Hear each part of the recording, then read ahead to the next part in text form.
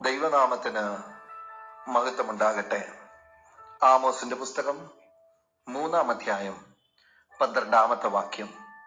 യഹോവ ഇപ്രകാരം അരുളി ചെയ്യുന്നു: ഒരിടയൻ 2 കാലോ 1 കാതോ സിംഹത്തിന്റെ വായിൽ നിന്ന് വലിച്ചെടുക്കുന്നത് പോലെ ശമര്യയിൽ കിഴക്കേടെ കോണിലും പട്ടുമെത്തമേലും ഇരിക്കുന്ന ഇസ്രായേൽ മക്കൾ വിടുവിക്കപ്പെടും.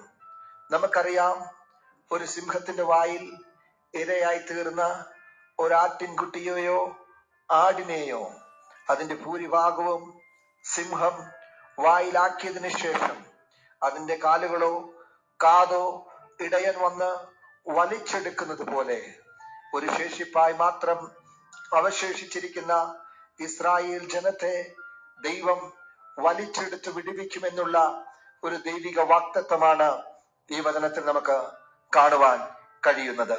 ഇന്ന് പകൽക്കാലം എന്നെ കേൾക്കുന്ന ദൈവത്തിന്റെ പൈതലേ, ജീവിതത്തിന്റെ നല്ലൊരു ഭാഗവും ശത്രു പിടിച്ച് അമക്കിക്കഴിഞ്ഞ ശേഷം അല്പമായി അവശേഷിച്ചിരിക്കുന്ന നിന്റെ ജീവിതാനുഭവങ്ങളെ കണ്ട് ഇന്ന് പകലിൽ ഭാരപ്പെടുന്ന ഒരു വ്യക്തിയാണ് നീയെങ്കിൽ, ഇന്ന് പകൽക്കാലം ജീവിതത്തിൽ പ്രാപിച്ചെടുത്ത അനേകമായ അനവധിയായ കാര്യങ്ങൾ പലപ്പോഴായി ശത്രുവിന്റെ പിടിയിൽപ്പെട്ട് നഷ്ടപ്പെട്ടു പോയതിന്റെ ഭാരത്തോടെ വേദനയോടെ ഇന്ന് പകൽക്കാലം നിങ്ങൾ എന്നെ കേൾക്കുന്നുവെങ്കിൽ, ശേഷിപ്പിനെ വിടുവിക്കുന്ന ഒരു ദൈവിക വാഗ്ദത്തം ഇന്ന് പകലിൽ ഞാൻ നിങ്ങളോട് പങ്കുവെക്കുവാൻ ആഗ്രഹിക്കുകയാണ്.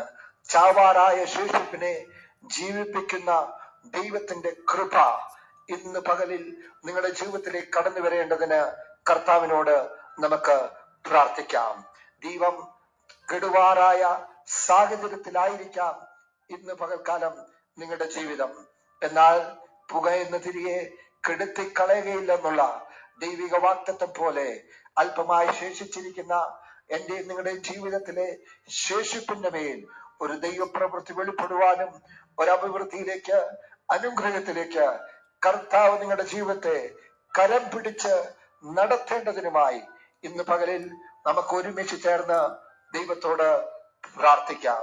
ഞങ്ങളുടെ ദൈവമേ, സ്വർഗീയ പിതാവേ, നഷ്ടങ്ങളുടെ പട്ടിക ഒരുപാട് എണ്ണി പറയുവാനുണ്ടെങ്കിലും നഷ്ടമായതും നഷ്ടമായവരും ഒരുപാട് ഞങ്ങളുടെ ജീവിതത്തിൽ ഉണ്ടെങ്കിലും ഇന്ന് പകലിൽ അവശേഷിച്ചിരിക്കുന്ന ശേഷിപ്പിന്റെ മേൽ ഒരു ദൈവപ്രവൃത്തി വെളിപ്പെടേണ്ടതിനായി, അതിൽ നിന്നൊരു ജീവൻ വെളിപ്പെടേണ്ടതിനായി, ഒരു ദൈവിക അഭിവൃദ്ധിയിലേക്കും അനുഗ്രഹത്തിലേക്കും ഞങ്ങൾ നടത്തപ്പെടേണ്ടതിനായി, ദൈവിക വാഗ്ദത്തത്തിന്റെ നിവർത്തീകരണത്തിനായി അവിടുത്തോട് ഇന്ന് പകൽ ഞങ്ങൾ ഒരുമിച്ച് പ്രാർത്ഥിക്കുകയാണ്.